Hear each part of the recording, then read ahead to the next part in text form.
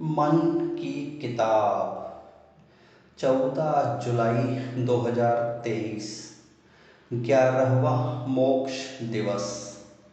मेरा पिता स्वर्ग का देवता पृथ्वी लोक पर 14 जुलाई 2012 का एक मनहूस दिन, फरिश्ता समान मेरे पिता की अंतिम सांस लेने का दिन, अविरत आंसू बहाते अपनों को अकेला करके जाने का दिन, उस सच्ची आत्मा के स्वर्ग की ओर प्रस्थान कर जाने का दिन।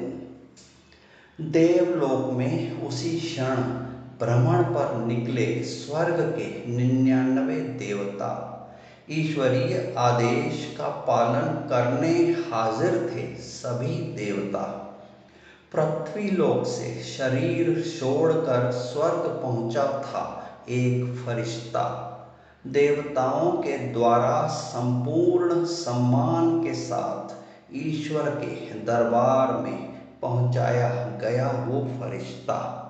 ईश्वर के दरबार की भव्यता की न होगी किसी ने ऐसी कल्पना कभी। दरबार में हाजिर हुए थे अभी अभी उस फरिश्ते को लेकर देवता सभी। अद्भुत नजारा था। सुगंधित पुष्प मालाएं लेकर प्रस्तुत हुई 99 अप्सराएं तभी उस महान आत्मा को पहनाई गईं जो दरबार में देवताओं के साथ हाजिर हुआ था अभी। संपूर्ण स्वागत सत्कार के बाद उस आत्मा को विशेष रूप में सजाया गया। बहुमूल्य वस्त्रों और आभूषणों से सज्जित कर उन्हें ईश्वर के सम्मुख पहुंचाया गया। साक्षात ईश्वर के द्वारा विधि पूर्वक उस आत्मा को स्वर्ग का 100वां देवता बनाया गया।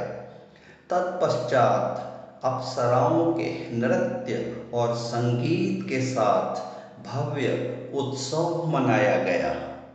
सदियों से एक दस्तूर देवलोक में चलता आता था।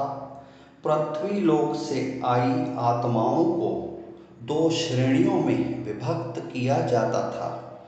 कर्मों के आधार पर किसी को स्वर्ग तो किसी को नरक में रखा जाता था।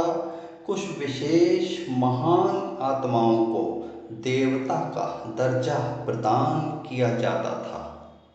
पृथ्वी लोक का वो एक अच्छा सच्चा नेक फरिश्ता था। देवलोक में अब वो देवताओं की श्रेणी में शामिल एक देवता था। मनुष्य योनि के श्रेष्ठतम आचरण का ही ये शायद नतीजा था। पृथ्वी पर एक पुत्र होने के नाते मेरा गर्व था कि वो मेरा पिता था। स्वप्न में आकर मुझ तक मेरे देवता पिता ने ये संदेश पहुंचाया। विस्तार से वर्णन के साथ ईश्वर के दरबार का दृश्य मुझे दिखाया। तब से अभिमान के मारे मेरे पांव जमीन पर नहीं हैं पड़ते। जब से मेरे पिता ने अपने देवता स्वरूप से है मुझे वाकिफ कराया। मुक्ति नहीं ईश्वर के हाथों मोक्ष को प्राप्त मेरे पिता अब स्वर्ग में ईश्वर के दरबार के हैं एक सम्मानित देवता।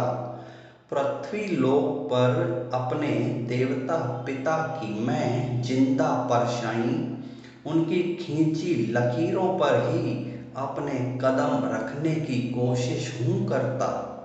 देवता पुत्र होने के गर्व के एहसास में रहता हूँ।